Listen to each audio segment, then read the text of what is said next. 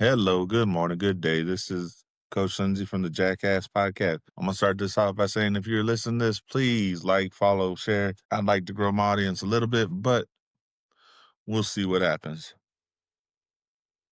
And secondly, we're gonna talk a bunch about government today, especially the government shutdown being almost a month. Basketball, the effects of Steph Curry, and what the poor effect of it is. Fundamentals in sports, my thoughts on football, my thoughts on fantasy, and thoughts on entertainment today. So let's get started. Again, my name is Coach Lindsay. Depending on where you're seeing this, it could be on YouTube, Amazon Music, Spotify. Thank you for all the support. This is episode 20. So I've been stubborn enough to do this for 20 weeks in a row or thereabouts. The government shutdown is ridiculous in this fact, is that in a lot of ways, this is not something that I think was well thought out. So the Democrats claim to be for the poor, and I'll emphasize the word claim, because they don't act like they're for the poor. They act like they want to keep people poor. They want people relying on the government. And some of those people who rely on the government come off as really entitled too. It is not an entitlement to be held by the government. It is something that some people may need, that some people may actually need so you can get by and survive for a little bit with their help. Now, I grew up in a family. We had food stamps at one point in time. We were in Section 8 housing for a little while. That's something that I don't take pride in, but I know it's a fact of my life that there was a time when we had to do all this.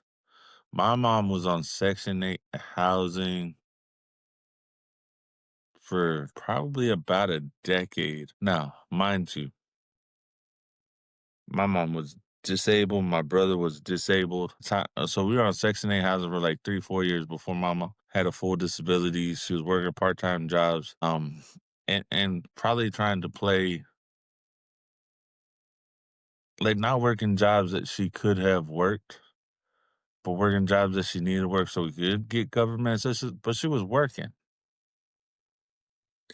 And then when I was a sophomore in high school, she lost her eyesight due to a fungal infection of the eyes.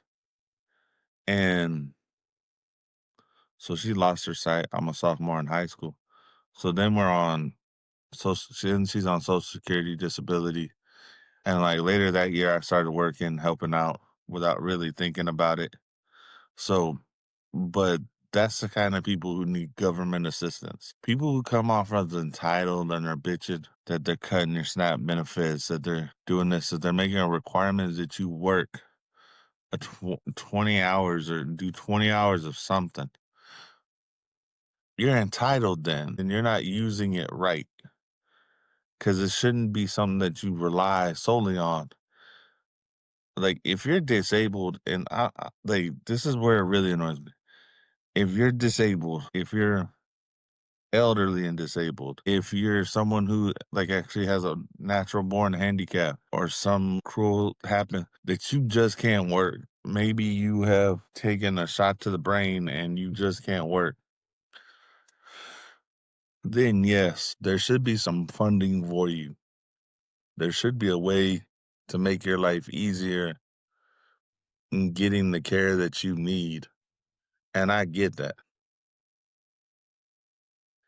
If you are fully capable of doing so and just don't want to, then no, you don't need the help. It's not a necessity. You've used it as an entitlement and you're just being a lazy ass motherfucker.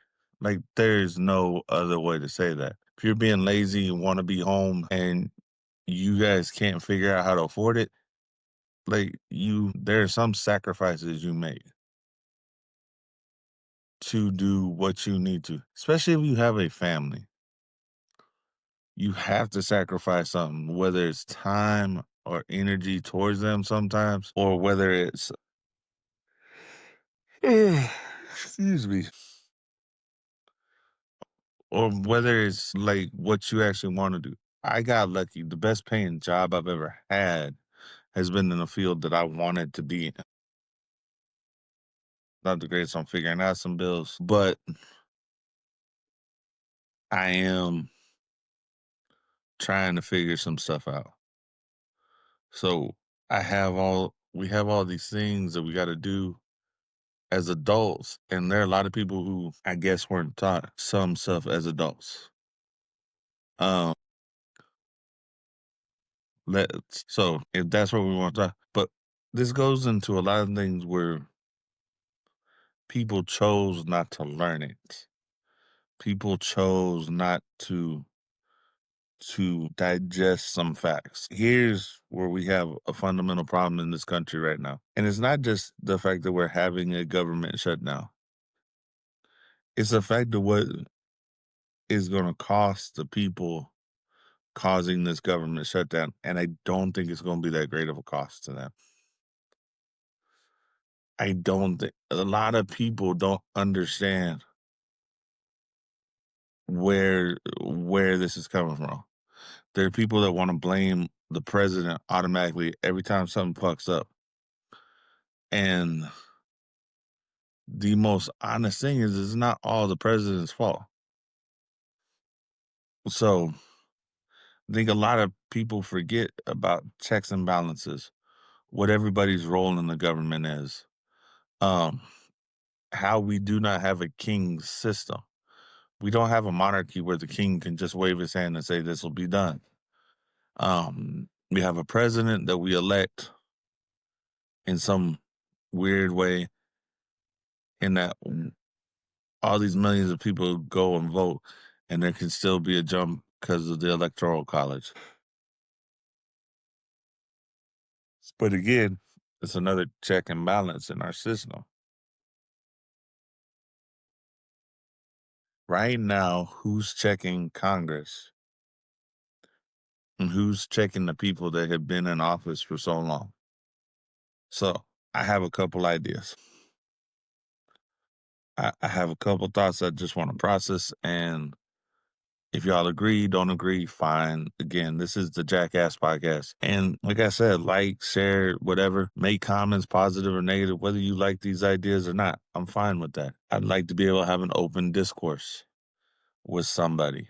Like, hit me up if you want to talk and try and convince me I'm wrong, or convince me of whatever your point is. I'm fine with that too. But here's where I want to be. Like, I want to know what the Dems' actual play is on this. Like, what are you trying to do? What's the end game? Because there's part of this that feels like it was a chess move at first, and now it's a checkers move.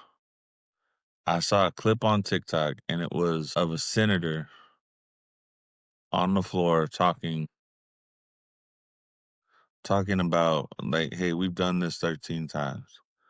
Like, we could get all this done if y'all would just vote. And here's the thing, it doesn't take like 10, 20, doesn't take half the Democratic Party. It takes a 10% of the people in there. 10, 15% of the people in there to stand up against their party and say, no, this is what's right for the country. And I don't get the Dems play on this. I just don't. I don't see what this accomplishes for you. We're gonna make Trump look evil. Y'all been trying that for 12 years now, or 10 years, and it hasn't worked as well as you thought it would. Like, y'all went and said, we're gonna do this, but your ploy is just aimed at Trump. And so people have gotten emotional about this subject. So I don't understand what's the play. Like, I've never been an avid Republican or Democrat. I've been very moderate. And so I'll listen to both sides, and I want to hear both sides. I want to hear the reasonable part of both sides, and I want to see the crazy of both sides. But to be honest, there's a crazy now on both sides that doesn't want to hear anybody else. I can't go talk to that other person because we don't agree. And that's not what this country was founded on. There have been disagreements in this country since prior to the country even writing the Declaration of Independence. This country is founded on how to disagree with each other and do the best possible thing we can at the time. And if we need to come back and correct it, we do. But this century, we have gotten away from it. Like and we'll say the past 15 years have been the worst. I don't know if it was I don't know, because we've started having this pendulum swing on reactions where we can't quite figure out, hey, what's going on with this? Like, why can't we just get along? Why can't our government get along? Why can't these people who are in power get along? And I think there's something to that. I think this is the Democrats' ego, because evidently they haven't learned from their mistakes yet. Because their biggest mistake is pushing people in ways that the government shouldn't be pushing people. I'll say this to the right and I'll say it to the left. What somebody's personal view or morality is shouldn't be pushed by the government. Ben Franklin said about democracy, once you start pushing morality, you lose democracy. And there's a falsehood from where now our snake oil salesmen aren't just in boardrooms or corporations, and they're not selling us this. They're selling us stuff from the government that we should accept this, and this is how this should be.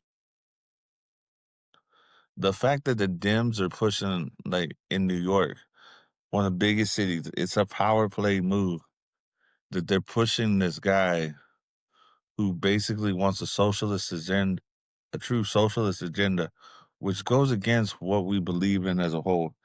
In the city that represents capitalism in its in its finest form in a lot of ways. It's a port city. It's where Wall Street and all that is. It is the mecca for where our money is. And you want to have a socialist, someone who's admitted that that's the kind of stuff that they want in that big of a city for whatever reason. Does not make sense to me.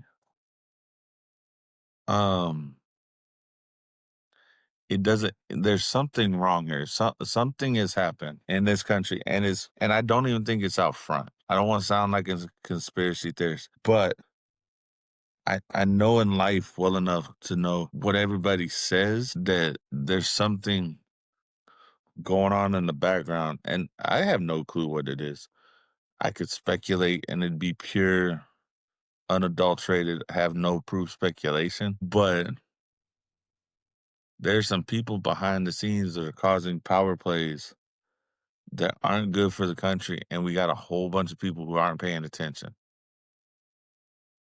because we've shut ourselves in to a world that we only go with our little tribes, our little groups, like, we're not open-minded about it. No, if you don't agree with me, I don't want to talk to you. I don't want to deal with you. So, like, it comes into a question. So, because of this, it brings up the question, why are we punishing the bottom rung of this whole thing by not paying them for ego trips that, in essence, here Tuesday, we could handle some of it. Like, we could. Or next year about this time, we can handle some of it. Getting people who actually represent what we want in the Congress and actually paying attention to those battles. Like, we pay attention to the big dog, we pay attention to the one, and then there's 540 other ones that we need to pay attention to, and we don't. We don't pay attention to our area and the guy that we're sending to represent us because we don't understand that, hey, not only do we have to pay attention to Trump, but we got to pay attention to the people who are actually making the laws that we have to follow. And then we got to pay attention to our state government, how it's run and how it's different than our federal government. I think a lot of this that we as people of the US have to pay attention. Like, we need to. I don't get it. Boggles my mind how much we don't pay attention. And it boggles my mind how much people have turned so self-centered. We basically in like 50 years, because of technology, because of industrial, like the past 125 years, half of our country's lifetime, from being someone who produces a lot of stuff, especially in the past 50 years since Vietnam, we've gone from a country that produces a lot of goods and services to just services and business, and which is fine, but we're not producing stuff for the world to see that we have the capability of doing stuff. And so we're not paying attention to who people are dealing with in our government. And we're letting our people in America, or people who've got jobs that are American jobs, suffer. So again, I don't get the play. I don't get why we still have this damn shutdown. And I don't get what Democrats are thinking. I don't know who you're helping in this. I don't know how it'd be a help for you as a party to do something this stupid, or is it because y'all are doing the magic trick like, look over here, it's Trump. And because you say it's Trump, because you've been blaming everything on Trump for 12 years, and that's the low-hanging fruit, that's your only play. Y'all haven't come up with a new one. And your own party should be pissed about this. Like, people who would vote Democratic should be pissed about this, because you don't know what it comes off as. There's no leadership in the Democratic Party. It's like a bunch of people who just don't actually understand who they represent in America and who they represent nationally. We need to get back with working on the other side. That is just something we need to do. They need to get back to cooperating with each other to make this country successful, and to not make us look weak and incompetent. There's a certain pride to being an American, but there's also a certain pride in knowing what America was built upon. And it has been built upon people who were willing to take risks and be capitalists. It was built upon people who were willing to compromise to get to the overall goal and to work with the other side and to be cordial and political about it. And there's nothing wrong with that. So if some of you disagree, please do realize we're not paying enough attention to Congress. And now Congress has made themselves a show for the government shutdown. And one side wants to blame the president when he has nothing to do with it except signing the bill when they pass the bill. It's not filling out an executive order, because I guarantee you, if he could legally, he'd do it. He doesn't want to shut down this government. He wants people to work, and we're doing this around the holiday times. So you're messing up people's holiday plans. They're going to have a whole bunch of stuff where they can't pay out bills. Like, y'all are doing something that's also going to cause the people who work for the government to want to leave the government. We got a lot of jobs where I guess maybe, you know what? Maybe this is a secret ploy to privatize all this. I don't know. Maybe some of your backers want that. I don't know.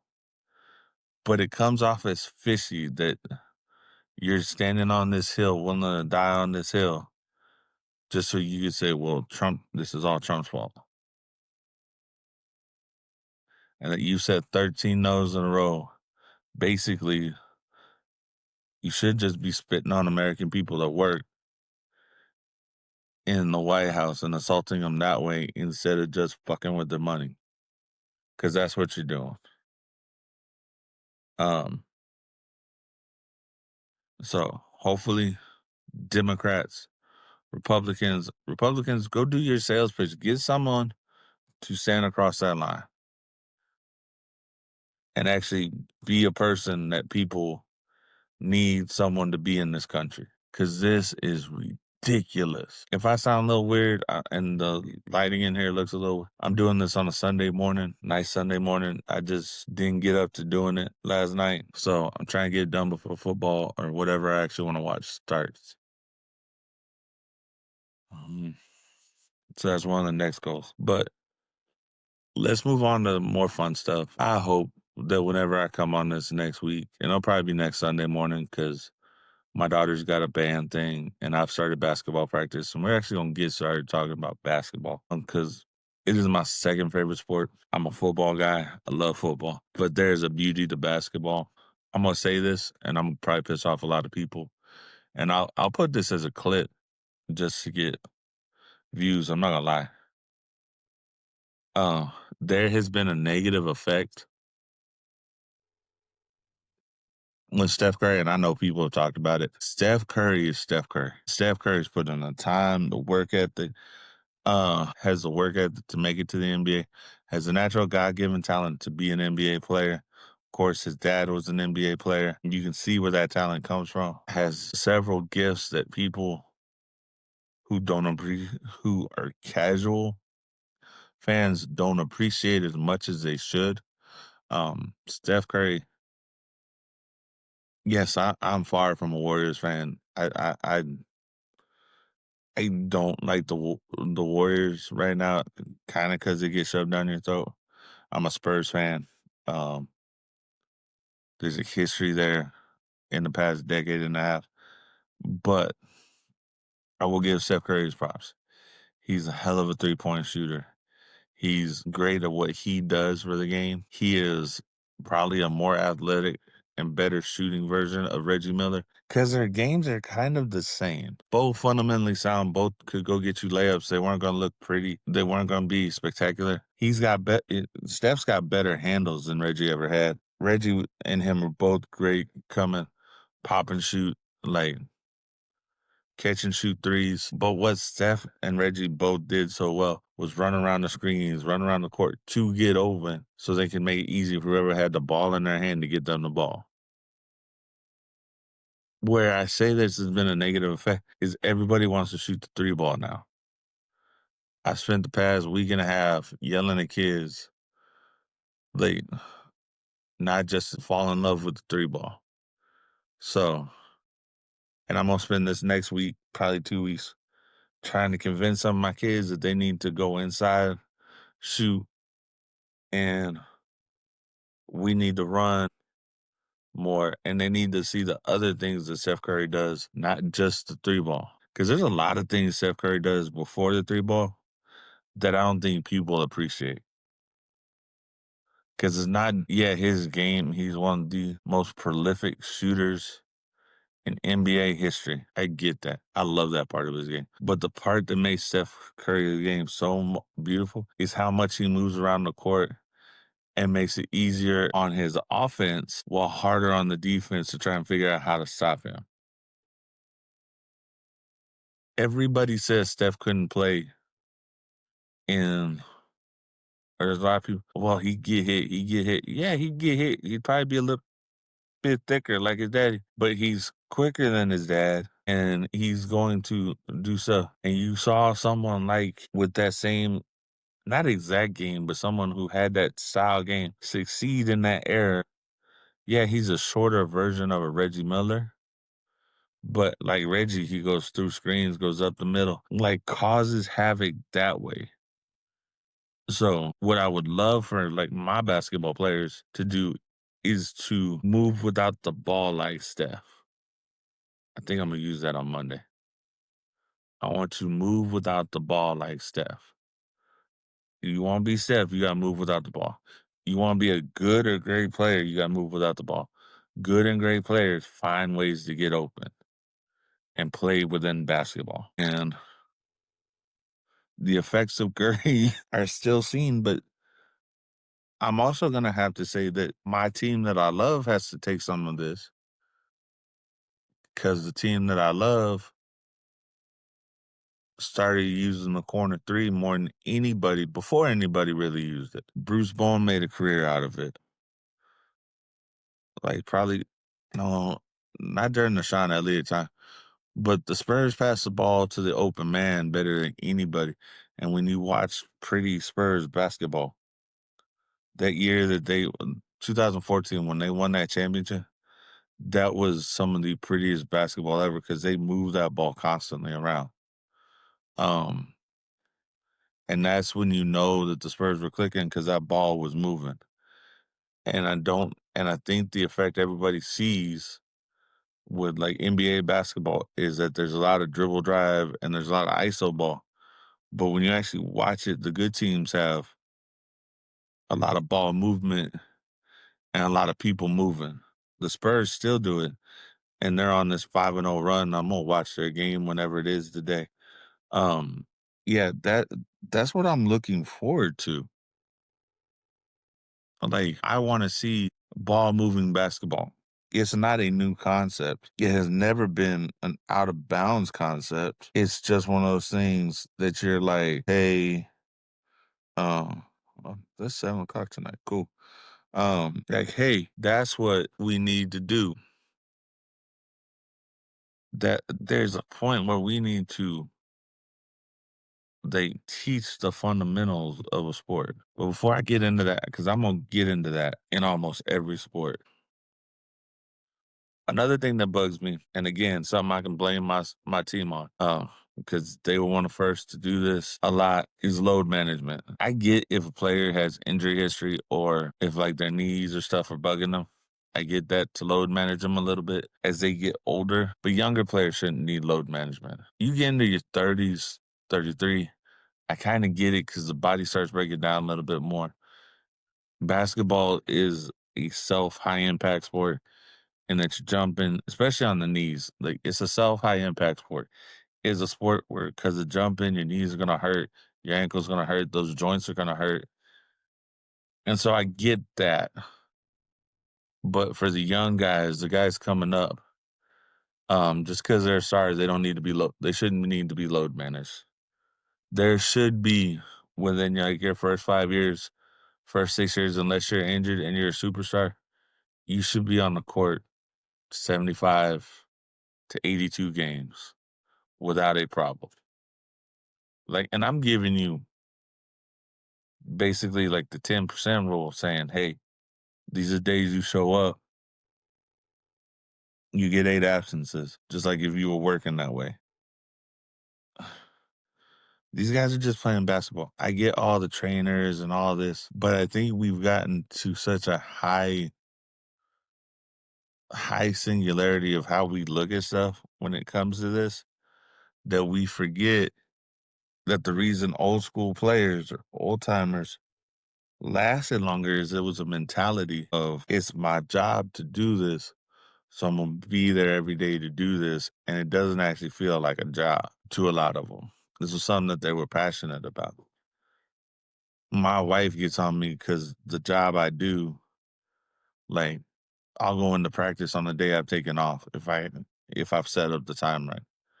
Like I'll go into practice. Like if I took a day off, unless I was dead sick, I'm going to practice. Like I got stuff to do. I'm gonna go to practice. That's just what we're gonna do. So that's my viewpoint on this. And I don't get how NBA players don't get that you got 82 days. Like I'd get late in Tim Duncan's career, we're not gonna do you one night of a back to back. You know what? That's great. Manu Tony any old time player, like I could understand with Steph and Draymond right now. They've been in the league 10 plus years. KD, Joel Embiid, I can kind of understand it. Like Wemby, I hope Wemby plays all 82 games this year. I really do. I hope he plays 75 plus games. Maybe you do load management. Maybe when you see it, if you see he's wearing out, you take him out a game. You just take him out a game that you don't need him as bad. But I do not get this whole load management thing the way we're going. Like, there has to be some pride in y'all doing work. Now, let me get to the next part of this.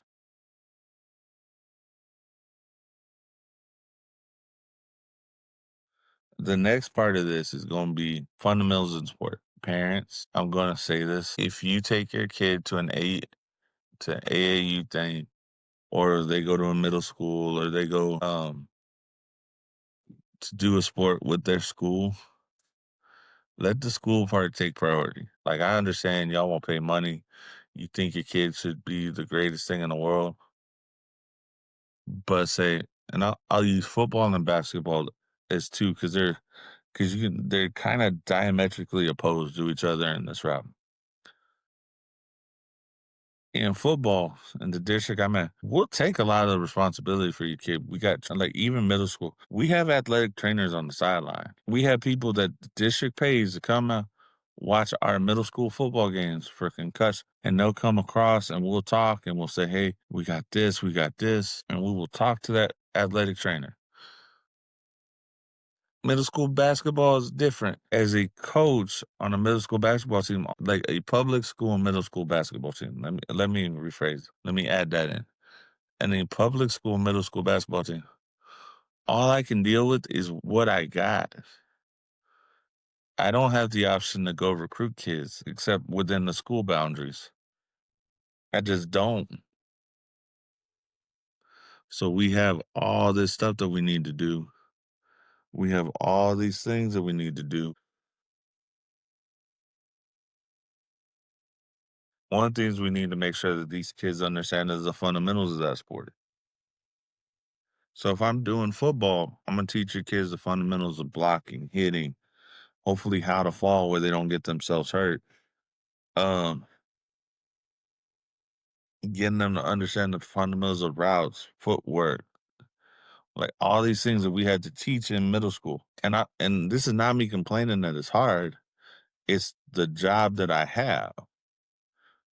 But when we talk about sports and we go talk about football and basketball, especially at the middle school level, going into high school, what the kids don't see a lot of times is the fundamental stuff. They see the highlight of that was so fundamentally wrong, it's not funny. But they think that, well, that's how I got to play. They seen the boomstick play on Madden or see the fancy footwork on like NBA Live or something like that. And they don't understand like how we get to that, how you get to doing that fancy stuff is actually being fundamentally sound first. And there are sometimes it's not as much as people want to complain because we glorify 1% of a lot of things in this country. Where we gotta do what we have to do to the best of our abilities and get these kids to be fundamentally sound before I can get them to do something fancy. In football this year, I get, Coach, why don't we do this? Why don't we do this? Can't get people to block for you and hold a damn block for 3 seconds. So we could do the play that you want to do. I had the skill players, I just didn't have what we would consider a good offensive line to block it. Basketball, I'm gonna have fun this year teaching a lot of fundamentals to a lot of kids who just don't understand the game. Some think they're better than they are. So remember, please, parents, that middle school coaches are there teaching fundamentals. We're teaching them how to play the game. Not just how we view the game should be played, but how the game is kind of designed to be played. And then everything that y'all see on TV after that is what we're not worried about because your kids aren't all going to be pros. I hate to tell you this, not really. I want you to understand that. But we need for them to get up to the next level, they need to understand what the fundamentals of that sport is. Now, my thoughts on football right now.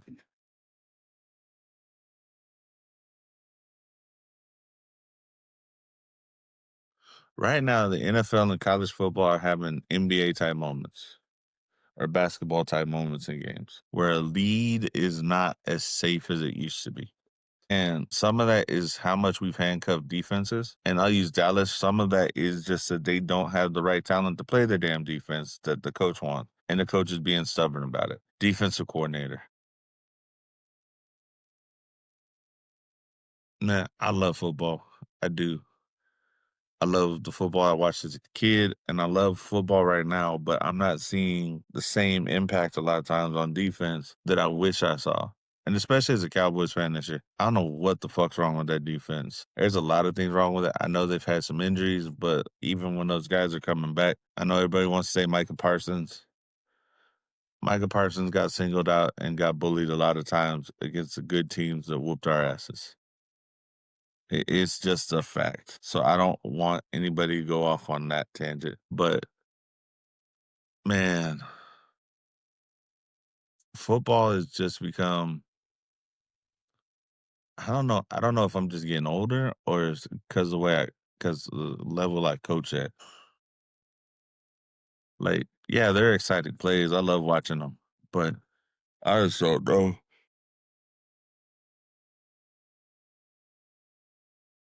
Because I do want like defensive styles. I like a defensive struggle football. To me, that's more entertaining than going up and down the field. Because then every thing is impacted more than just going up and down the field, up and down the field, up and down the field. That's great for fantasy football players, but I don't care. And I'm a fantasy football player. I got like 5 leagues going. Got a buddy who's probably got like 452. That may be an exaggeration. But yeah, no. And I get keying off the fantasy numbers, but let's just slow our roll and football. Let's get concentrated on what the fundamentals of football are again. And get some tackling. Maybe they don't have to be jacked up hits, but get some good tackling involved. And please, Dallas, find your defense. Defense, find your effort. Find out where the hell you're supposed to be, please. Please.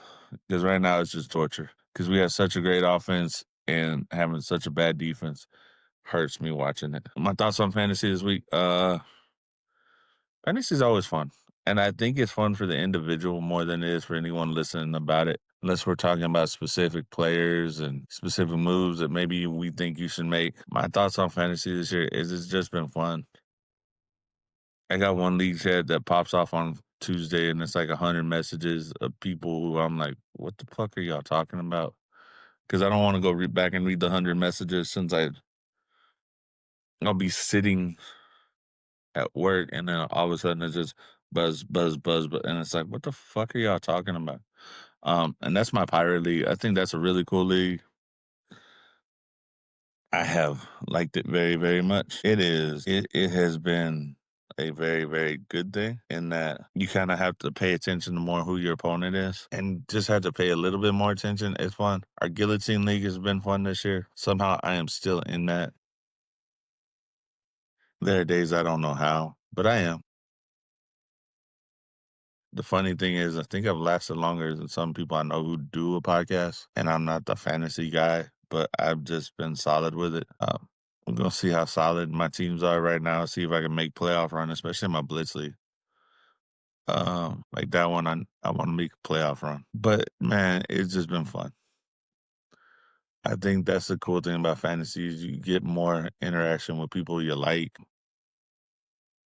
I've never been the like big party guy. I've got a few core friends, and then I got a bunch of people I know. Um, but I have a few friends, so it's fantasy is one way that I connect with them still. A lot of times, a lot more than what we do on a regular, because we've all got our families. We're all at different stages of our families. Um, so that's one of those things of just, and we're also at different places than we were when we first became friends.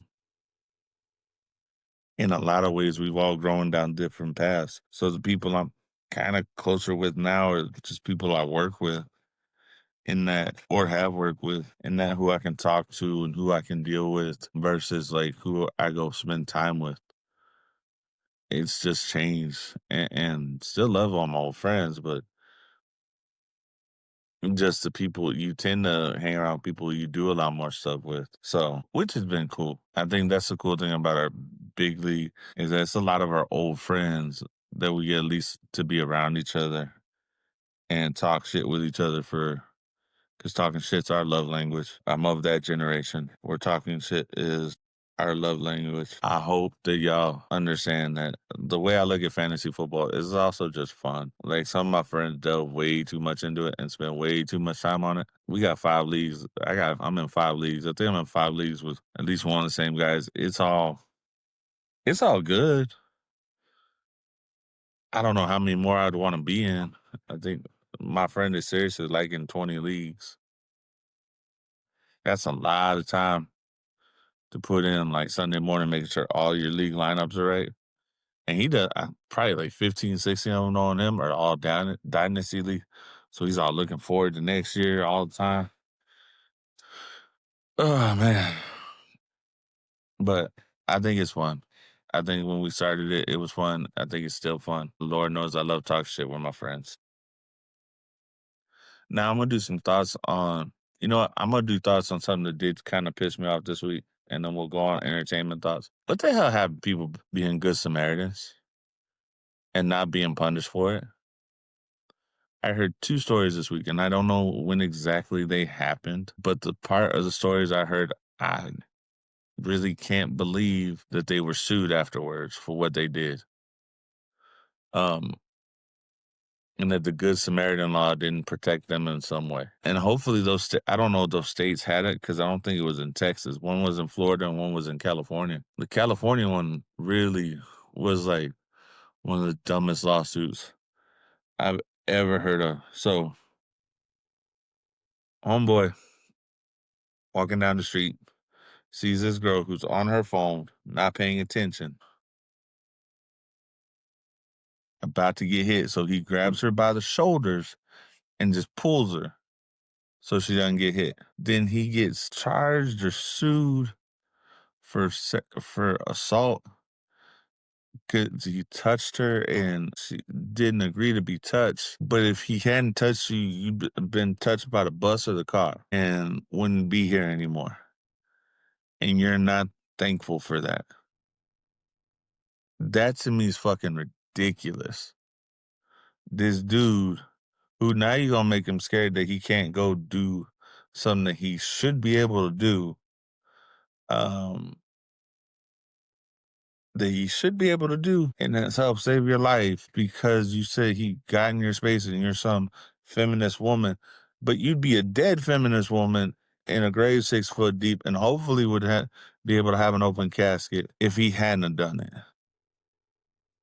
Like, please tell me, how we become so ungrateful that just because this guy touched you to save your life from the video, didn't touch you but your shoulders, just grabbed you, moved you out of the way, didn't throw you on the ground, made sure you were protected, make sure you didn't hit the ground, hit anything, and were safe and fine. And you go sue him for touching you. That doesn't make a damn bit of sense to me. Maybe I'm just too old school, or maybe some of y'all got your head so far up your ass that you think that there could have been another way, and there's not. There just isn't really another way. This is why we have some stupid training like what I got to deal with. And I'm not going to knock the program, but the reason I was told for some parts of the training was so that we don't leave marks on the kids. And I get that. But sometimes when you are physically doing something, like, I've been taught to restrain kids since I was, for like the past 13 years. The whole time I've been a full-time employee in the district I'm at, I've been someone that they trusted to learn restraints. Because I'm a big old boy, I can handle it, and I kind of know how, and I know how to use my body right, so I don't hurt somebody. But you get saved and you shoot a guy. That sends a great message. Another one that sends a great message that they did sue him, and they originally sued him for 300 grand. Dude's walking down the street, baby drops from some window. He catches the baby, like baby, not newborn baby, but probably like 6 months old, still not walking on their own, probably just crawling. Catches the baby. The baby's arm break. Sorry, baby's arm broke. He caught the baby. The baby didn't bounce off the fucking sidewalk. The baby was fine except he had a broken arm. What do you want people to do? Like, his intention was not to harm the baby. His intention was to save the baby, which he did. And then you sued him for 300 G's. And yeah, I think they only got 100 from. But still, what the hell? The hell's wrong with this country that someone saves your child and then you go and sue them? There's a lot of things wrong with the government where if somebody like fell through your roof and who was going to rob you, but they fell through and they can sue you. There's a lot of stupid shit out there, and I don't get it sometimes. Speaking of stupid shit, there's a lot of stupid shit in entertainment that I don't get sometimes. Um,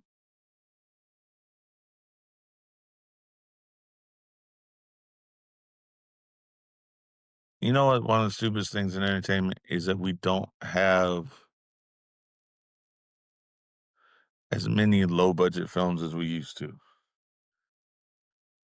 As many straight to, and maybe we do, and I just don't see it as much because it's all on like Netflix, and then you go look through, and then if it's interesting. But some of those low budget movies were movies that I used to love to watch, especially on like Saturdays. And maybe it's because every Channel 9 has a football game on Saturdays instead of like when I was a kid, we had Saturday morning cartoons, and then you'd watch some crappy ass movie middle of the day. But those would be movies that you still like today. I think I saw Married to the Mob that way. I saw a Captain America movie that way, not the Disney MCU version, but a different version of it. Like, entertainment is not, everybody's trying to get the big glossy stuff. And some of the good stuff and I don't think they're given as many opportunities as they used to, or it doesn't come off like it. I guess because,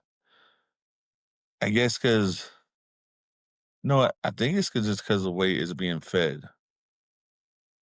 Um, I think it is just it's in the way that it's being fed to us in the public because they have all these little things that just happen. They don't have those big releases.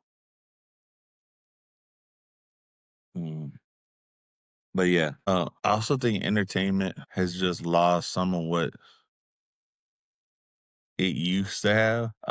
Like I'll give this. I love The Witcher and I love like I love some of the crappy movies that are on Netflix, but I just don't think that entertainment has as many new, fresh ideas because there's a lot of rehashed ideas in a whole bunch of different ways. And I know there ain't that many stories to tell, but we don't get the creative nuances or they don't show up as much as they used to. And maybe it's because kids don't have the same creativity. Like we have a couple generations of kids that have been spoon fed stuff, so they've lost their ability to be creative in a way. They've lost that creativity towards the art. Some of them haven't. I know there's still some out there. I know we got artists out there. I know we got creative people out there, but I guess they just haven't delved into that dream in a while. And I hope that entertainment gets back to finding stuff that's entertaining and gets away from limiting themselves in a lot of ways in how to be entertaining. There's a lot of casting choices that probably used to be made, but now they say you can't go outside of your race and da da da, even if you kind of look like it. Like I get, we don't want to go back to the 1940s where white guys were playing black guys or Indians and stuff like that. I get that, but like I don't think you'd have a Lou Diamond Phillips who could play the role of an Indian because he looks like it now. Because 'cause y'all like, "No, well, you can't do that because this is the race," he said. And maybe some of that's written in a way where the race is important, but sometimes the race isn't as important as getting the character right. I think that we focus on the outside instead of getting what the internal character is and getting it right. I love listening to people talk. I think like say like watching the clips of This Is Us. I've never really watched the show, but I got the gist of it. Like, yeah, that one you need for the time frame and all the stories they told. The Sterling Brown character had to be a black guy that got put in this white family. But it told an interesting story. It told a true story. I think sometimes we've rehashed ideas and just changed the sex or the color or something, and it falls flat because we forget what makes a TV show good is never or is very rarely just the skin tone of it or what the people look like. There's a heart to it, and there has to be a heart to it. There has to be something that connects to people's soul about that. Like, I think you had a bunch of white versions of The Cosby Show prior to The Cosby Show, so making The Cosby Show a black show was really cool. Family Matters and Fresh Prince of Bel-Air, you had shows kind of like that, but showing those families like that. And what really took it off was the heart of the show and the topics that they were willing to talk about. I think there's a lot of sitcoms that have gotten away from talking about hard topics. The Connors and Roseanne as a show would talk about hard topics and really had naturally integrated shows in what you would find in that type of real world setting. I don't think you could do a true version of Married with Children and the only change you truly make is the race in the family. You'd have to find that mix to have that racial thing work. And I think people who would see it would go, well, that's not what we need. Or that's racist or that's stereotypical. I think there's an underlying heart to shows that last a long time. From Law and Order to NCIS to Married with Children, Modern Family. Modern Family is a good show. Sort of very realistic thing that had a lot of heart to it. I think when you say that the representation has to be a certain way in entertainment, that you forget what the entertaining part and what connects to people is the realism. Does my generation have more friend groups that are integrated? Yeah. But you have to think of how integrated is that friend group and at what stage are they really integrated at? And where are you placing this at? In Texas, you may have a lot of white people, Hispanic people, and then let's say San Antonio. It's kind of over. You have a lot of white and Hispanics that hang out a whole bunch. And then if you have blacks and like African Americans in your community, they're sprinkled in because they're not such a high percentage here. I think it's under 10% of the population. That's just a fact. So if I were making something in San Antonio, yeah, maybe you sprinkle in one or two black guys, but it would mainly be Hispanic and white people. And it'd kind of be redneck sounding and this. And you'd have to have military personnel because there's 3 military bases in town. Like, depending on that's where you kind of engage yourself in the creativity of how you represent people. But I think when we say that everybody needs representation, that's great. I love the fact that like Robert Rodriguez has done a lot of shows with a lot of movies and stuff with a lot of the Hispanic culture. Hell, I love Lucha Underground when he had that on. That to me was great. And now they got wrestlers that were there that have done big things. And that's one of the cool things. But just showing that style of wrestling. And that's part of their culture. That's cool. And showing some of the novella type of stuff that they put in there. That's cool. I love listening to a series on El Rey, like the director series where he went and talked to different directors. That was cool. I like that kind of stuff. But I think when you shove things down people's throat, we'll use Snow White or even like the Lilo and Stitch movie. I haven't seen it, but I heard that they ruined part of it. Like they took out the heart, not realizing that they took out the heart of that movie. And that's where I think Hollywood has gone weird. Or I won't weird is the wrong word. Hollywood has gone away from what storytelling actually is. Because the stories that connect through generations and generations have a certain heart to them. There's a heart to The Hobbit and The Lord of the Rings. There's a heart to Spider-Man. There's a heart to Batman. There's a heart to Huckleberry Finn and Mark Twain writings. There's heart to that stuff. There's heart to Shakespeare stuff, where there's tragedy or something, but there's some heart to it. There's a heart to The Simpsons. There's a heart to Family Guy. There's a heart to wrestling a lot of times. There's a heart to classic movies, Rocky, like any classic movie. Rocky, Gone with the Wind. There's heart that shows within that movie and love within that movie that you understand and feel. And you can tell. There's heart to great TV shows. Big Bang Theory. Um, those shows that last for a long time. There's a heart to NCIS that they keep even with changing the cast around.